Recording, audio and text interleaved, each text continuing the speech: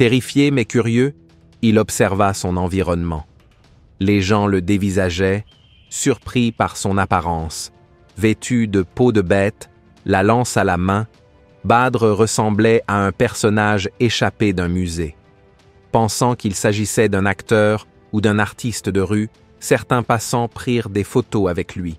Mais Badr, confus, les prit pour des ennemis, essayant de le capturer avec des éclairs magiques.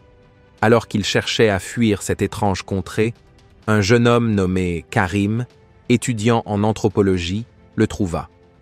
Karim, passionné par l'histoire des peuples anciens, remarqua les gravures sur la lance de Badr.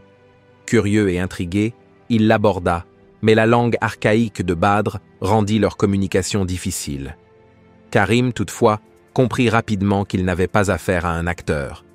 Il invita Badr chez lui, tentant de gagner sa confiance. Chez Karim, Badr découvrit pour la première fois les merveilles du monde moderne. Le guerrier était fasciné par l'électricité, les écrans lumineux et les machines volantes. Il croyait être arrivé dans le royaume des dieux. Mais il ne tarda pas à se rendre compte que ce monde n'était pas sans danger. Les armes modernes, la pollution et l'indifférence des gens envers la nature le révoltaient.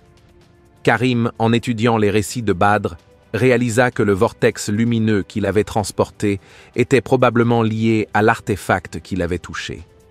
Ensemble, ils décidèrent de chercher des indices sur cette pierre dans les musées et les archives. Leur quête les mena à un laboratoire scientifique où une équipe de chercheurs étudiait justement une météorite aux propriétés similaires à celles que Badr décrivait. Mais l'artefact était gardé par des hommes en uniforme. Badr, fidèle à son instinct de guerrier, insista pour s'infiltrer et récupérer ce qu'il considérait comme un cadeau sacré. Grâce à la ruse de Karim et à la force de Badr, ils réussirent à accéder à la météorite.